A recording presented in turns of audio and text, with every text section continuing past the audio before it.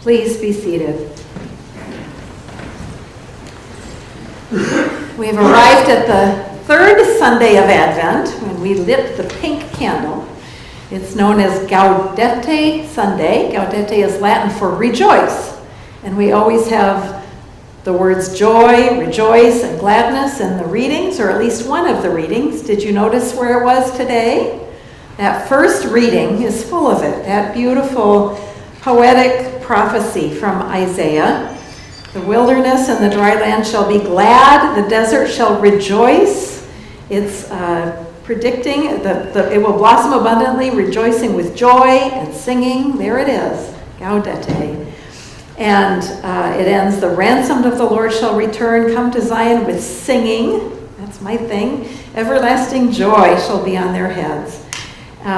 It is a beautiful prophecy of a time when God will take care of us and troubles will be no more. And you can say to those who are afraid, you don't have to be afraid anymore. Say to those who have a fearful heart, be strong, do not fear. And then we got Mary's beautiful poem, the Magnificat. But when you look at the gospel, it doesn't seem like it's necessarily full of rejoicing. You have John in prison, and it seems like he's wondering if Jesus is really who he thought Jesus was going to be. Last week we had John in a very different light. He was full of confidence, and he was preaching, and he said, "You brood of vipers," remember that?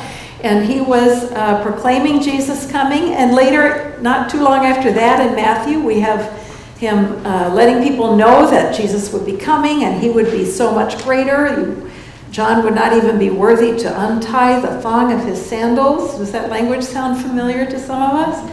And he baptizes Jesus. When Jesus comes, he says, "No, you should baptize me." So he's aware of who Jesus is, and yet just a few chapters later, he's sending his disciples out to ask Jesus, "Are you the one who is to come, or are we to wait for another?" And Jesus' answer is to go to his disciples, say, "Go and tell John what you see and hear. Have you noticed what has been happening? The blind have received their sight, the lame walk, the lepers are cleansed, the deaf hear, the dead are raised." If it sounds a little familiar, it's because we just heard about that in Isaiah. Jesus is quoting Isaiah 35, so that's probably why they're paired to go together like that.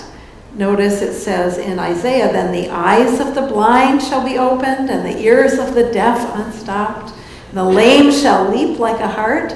Look, Jesus is saying this is coming true. Has he not seen this? Go tell him, you have seen these signs. And I wonder, is John unaware of all that? Seems like he might have heard this stuff already, right? Is John unaware? Do his disciples come back and tell him, and he says, "Oh, okay, good, phew, Jesus is the one." Or was he already aware and it wasn't what he expected?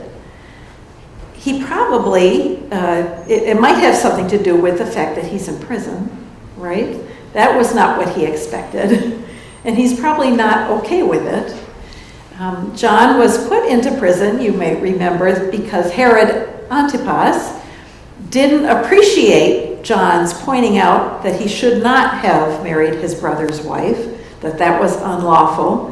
And his reaction was, "Oh yeah, well, off you go to prison." And we don't know if John knew what was to come or was afraid for what was to come, but we know what was to come, right? He died. He never got out of prison, or if he did, it was long enough to be killed.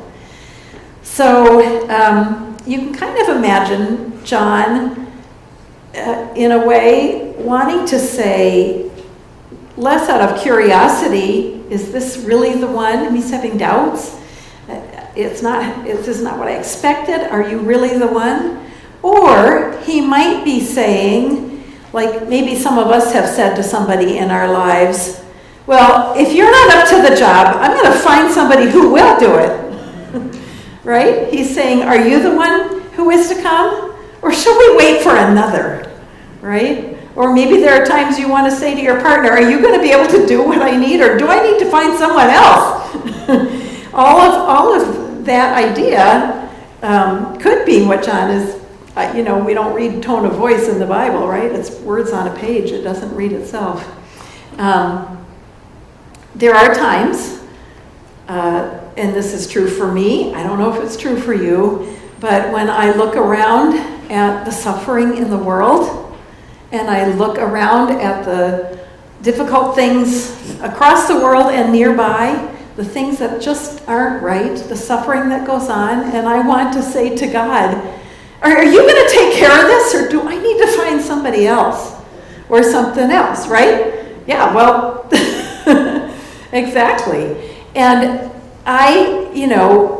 the truth is, I think, that some of us, whether we know it or not, do think that or say that, and we look for something else. If God isn't going to take care of it, maybe things will. Maybe if I have enough things, I'll feel better. Maybe if I, to fill that space. Augustine said that every person has a God-shaped hole within us, and that when God, some of us know that feeling, when God is filling that hole, we understand what it is to be complete and what it is to feel loved and satisfied and motivated to do things. But I think even for those of us that have experienced that, there are times that we forget. And that hole is there, and we go and we try and fill it with other things. So that's one piece that I took out of this reading. The other is that, are there times when God is right there and we just can't see it? Maybe John knew what Jesus was doing, but it wasn't what he expected. He couldn't tell that was the real thing, that Jesus was the real thing.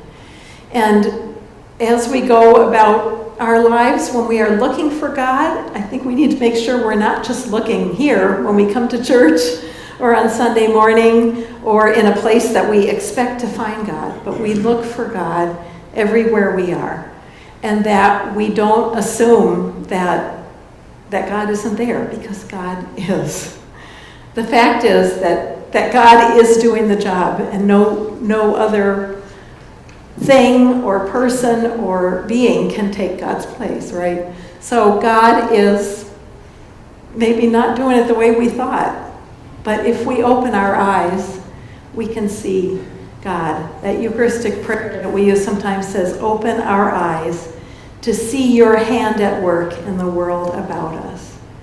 And that, to me, is a beautiful prayer, because I believe that there is so much God everywhere, if we only would open our eyes and see it.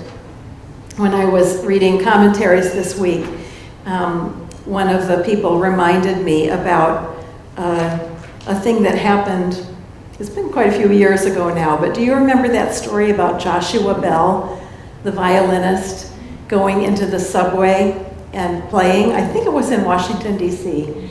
I'm not sure, but he just, opened his violin, he put a couple dollars in it, and he just started playing. And he had played like the couple days before a concert where people paid $100 to go hear him play, right?